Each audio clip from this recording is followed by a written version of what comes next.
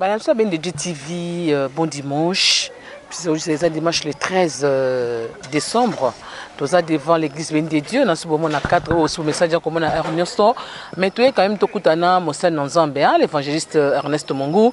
Tu as les 10 grandes journées à délivrance et puis déclaration. Vous avez un thème dans la puissance de la déclaration. On a vu beaucoup de choses qui sont passées. On a vu aussi que vous étiez aussi nombreux connectés. Vous avez prier en direct. Mais tu as puisque à travers les 10 journées Oyo, il s'est passé beaucoup de choses, hein? Beaucoup de délivrances. Le message était tellement dur, c'était tellement profond. Le message était tellement profond. Alors, tu as vu qu'il y a Kolemba, puisque ça a 2 cultes. Tu as vu qu'il y a 2 cultes. La première est de 7h30 à 10h, et puis deuxième est de 10h30 à 13h. Et après ça, il reçoit beaucoup de gens. Mais quand même, comment ça se passe? Na bien de Dieu. Alors, je le reçois. Bonjour, pasteur. Bonjour, Maman Sylvie. Bonjour, Nabiso, Yabin de Dieu TV. Abonné Nabiso, vraiment Nzambe à Pambola Beno. Amen, amen, amen, pasteur. Parce que tu vas surprendre. Nous avons déjà Kobimao, Sisi, Yambaki Batebele. Mais tu as les 10 grandes journées à délivrance et déclaration. Comment ça s'est passé? Ça s'est passé, Nenge Bomonaki, Nenge Batouba participe. Donc ça a été une occasion pour les gens de prier, de déclarer pour préparer la nouvelle année. En tout cas, c'était vraiment pour préparer la nouvelle année. Tout le monde va délivrance. Il y avait encore la délivrance d'une sœur, dont une sirène. Délivrance. Bon, Malamingi, tu sali la délivrance. Il y a quelque chose révélation que l'esprit où il y a combattu la commune qui est dans la moisi. C'est vraiment une sirène. Je crois, on appelle ça témoignage. Na chaîne Abiso Béni de TV, ça n'a pas témoignage. Qui n'a pas kisi, akutana sirène moko. Alobaki kengan du monde yamai comme on a madame la reine. Ce qu'on a surpris dans la délivrance il y a un 9e jour. Et esprit que notre story qui bien préparé, tout cela qui renfort. Donc basé sirène où il y a dirigé la commune yangiringiri. Avec renforcer sirène ya commune Kitambo pour combattre nga ba déstabiliser musala nzambe nzokande ngaite na sala délivrance nzambe nde asala délivrance yango nzambe na makoki na yenyonso nde abengana ki esprit wana pe faire qui va se retrouver. C'est ça. Merci beaucoup, homme de Dieu. Nous avons landana extrait wana botozonga na plateau puisqu'il y a quand même des programmes pour la fin de l'année. Nous avons la réalisation de la image totale, nous avons un plateau.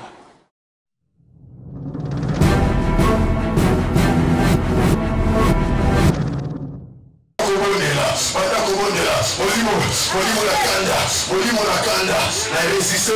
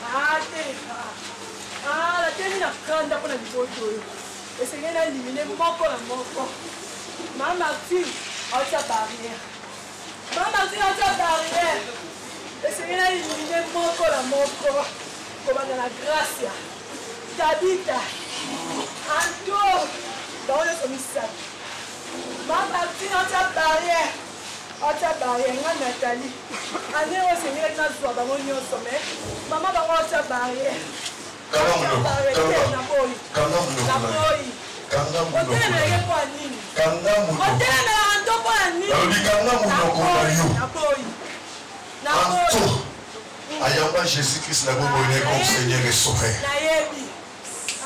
Bon moyen et comment qu'il rachetait mon boulot Yamba qui Jésus.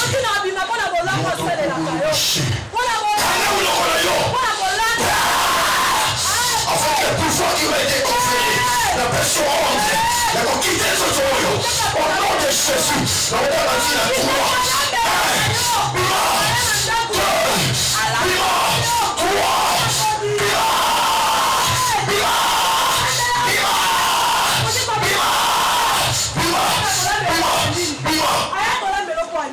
nakoyebisa yo nzambe akelaki mokili na liloba ngai te nazosala mosala liloba na nguya ya nzambe oyo epesa melinga nazosimba mbeli ya molimo nzambe na bomoi nazodétruire motema oyo ya yo nazosakola lokolo olukaki liwa na nzoto oyo soki oresiste yo nde ozokufa na place na ye yo nde ozokufa na place na ye yo nde ozokufa na place na ye mbeli ya molimo nato molimo tema na yo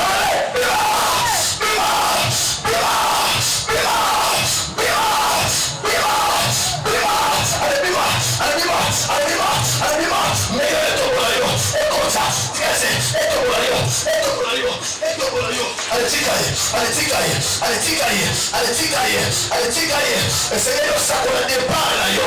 Lima yango lelo, lima yango. Obaza maka, lelo nzamba zo resiste yo. Lelo nzamba teleme yo. Kaka mbeli wana, kaka mbeli wana, kaka mbeli wana tobo la motema na yo. Kaka mbeli wana tobo la motema na yo. Kaka mbeli ya molimo eto lupa yo. Aywana ko libere, libere ye. Siko na simbi misu na yo. Nazo simba misu na yo. Moto zo pera na misu na yo. Antoza teti. Atelemela mama wana. Aza teti. Grâce moi eza likolo na ye. Kanga munoko na ye. Jamais. Kanga munoko na ye. Jamais. Nzambe na miracle. Nzambe na nguya. Yo oyo olokota litoyi we katanaki na mbeli. Ozongisi na place sans cicatrice litoyi evandi. Lelo Seigneur mon Dieu, sans cicatrice. Na Nzambe oza kati na nga. Yondo le mouché. Reka baba baba baché. Yondo le mouché. Reka baba baba baba. Yondo le mouché. Yesheke beka baba baba. Yondo le mouché. Yokana bisayo. Merci. Merci. Parce qu'il y a une destination.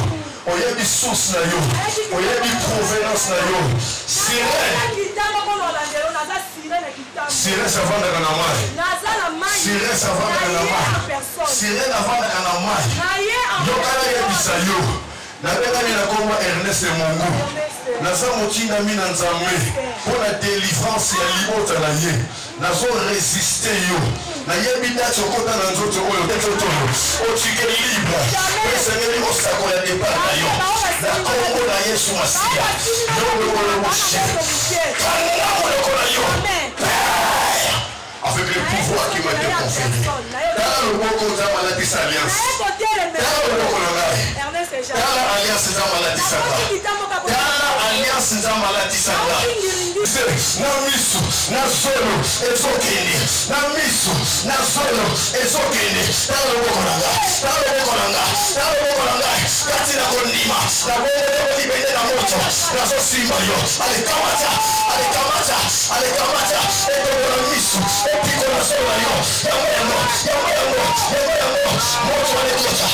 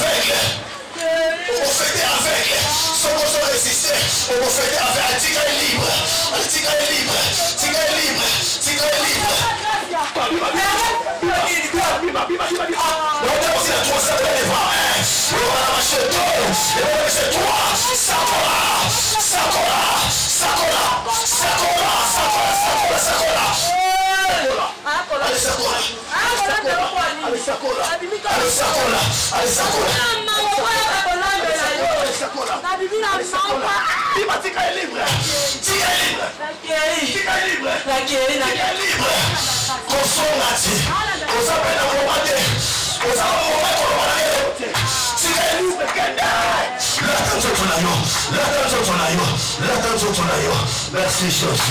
Merci Jésus.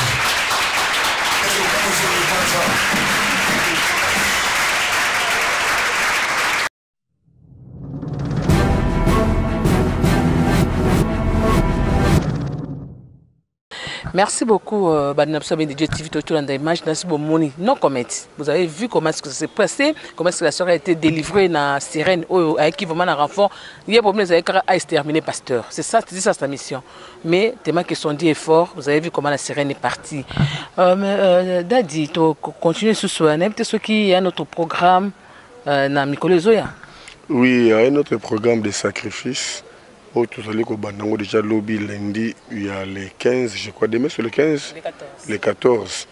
Ndé, tout le monde peut ça communiquer, na balanda sur la TV, direct na sur 5h, comme que na moi mikakatano, mais à partir il y a lobby déjà. Vous allez brancher na Ben de TV 100% Jésus-Christ à partir il y a 5h45 qui nous 6h45 toi on a 1 heure du temps il y a déclaration exhortation titre aussi ça décembre oh donc lobby déjà lundi les 14 toi qui est de fin de l'année et vous savez ma en église pour biso nzamba sala biso grâce au petit programme yemo nzamba simba kamite mabato na ye pe kotinda. Donc, au moins, on a bisika na 5h30, vous avez déjà à 5h45, 6h45, 1 heure avec Jésus. Donc, on a besoin de TV par tout le monde, bisika bozali, bon lukake, bon sungasu bande comme ça se faire abonner davantage pour vraiment qu'on soit temps na considération makasi tokota 2021 na vitesse mususu na lire mususu. Donc lobby te démarrer 5h45 6h45 en direct béni de Dieu TV 100% Jésus-Christ. Est-ce qu'il y a un thème? Non, nous sommes là pour les déclarations. Il y a beaucoup de thèmes, exhortations par rapport à Nengemolimu au Kambabiso. De chaque jour le matin, il y aura une exhortation, il y aura une déclaration. Exhortation, déclaration, selon que Molimu Santo a conduire Biso. Et ça, c'est vrai que Zalipon a bien dédié en entier, hein, donc bien dédié international, c'est-à-dire que bien dédié TV 100% Jésus, et puis bien dédié à la Kinshasa. Mais pour le bien dédié de Kinshasa, il y a aussi un autre programme, hein, le 23. Oui, le 23, il y a un programme, nous l'appelons le miracle de 24 heures. Vous savez, Salomon a bondé là qui pour la mire, il y a lamentation. Et aujourd'hui, il y a même des hommes de Dieu qui font les déplacements pour aller prier dans ce mire. Et avec l'alliance que l'Éternel a faite avec moi, je vais faire une déclaration devant la strade et je vais demander à toute l'église, à toute personne qui vient de prier devant cette strade-là, Nzambe ayeba koyanola, Nzambe ayeba kosala. To sala ngo presque chaque année.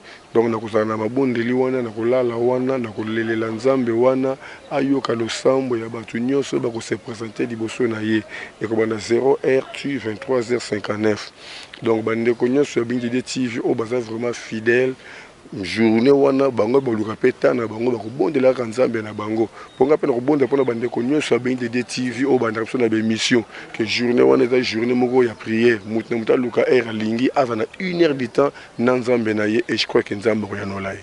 OK, merci beaucoup homme de Dieu. Na si bana so Bindi de TV boyoki ba programme o ezali na kata Bindi de Dieu, na Bindi de Dieu et c'est juste pour préparer la fin de l'année et pour entamer la nouvelle année.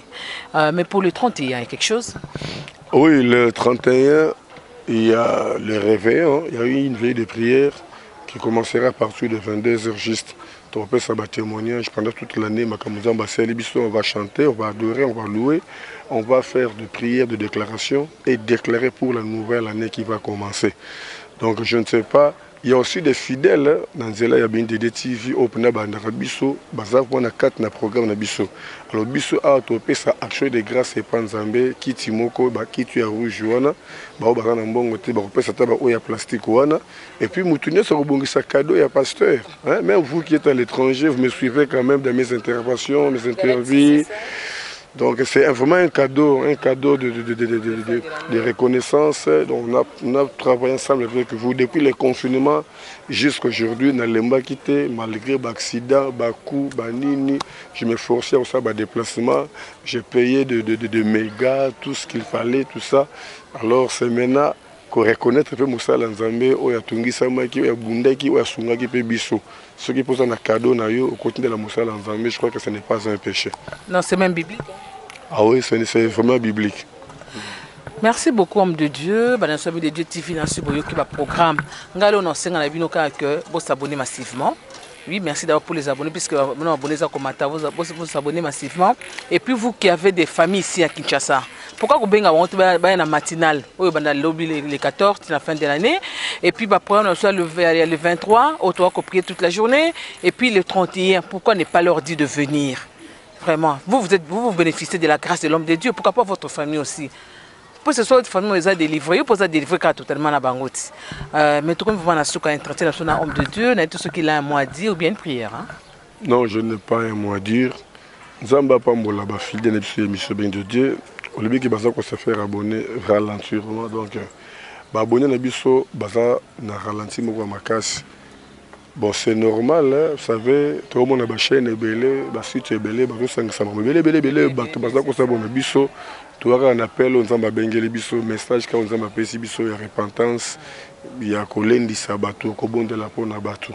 Tout le monde a abonné na biso bazo ya mingité, mais c'est que biso na ba baza abonné to panza sango, to panza ka ba message na biso par-ci par-là. Bato ba s'abonner, ba ko bénéficier de la grâce de Nzamba kat na biso. Et ce que dans dire na biso ne ba ko s'abonner, je crois biso peut ko bénéficier. De l'autre to ba ka ningwana ba se faire abonner vraiment massivement. Et la fidèle dans le programme de Bissonios. Je crois que vous avez décidé pour nous envoyer la communication. Merci beaucoup, homme de Dieu. Une prière hein, pour terminer. Seigneur, n'a pas de merci au permettre de se retrouver. Les bossons de ma botanios, bandimi koyo kabiso. Moli monayo katinangai à convaincre mes thèmes baïban sur bayoki et après c'est vraiment ma coquignon sur le programme oyo. Et nous croire nzambe obungisi ya minene na sukambula oyo. Pour être mboule ya sika, toko tango na lolenge pe ya sika. Zwa contrôle na ba abonné nyos. Défendre cause na bango, justifier bango na makila na yo. Na kombo Yesu Masia to bondeli. Amen. Amen. Bye bye.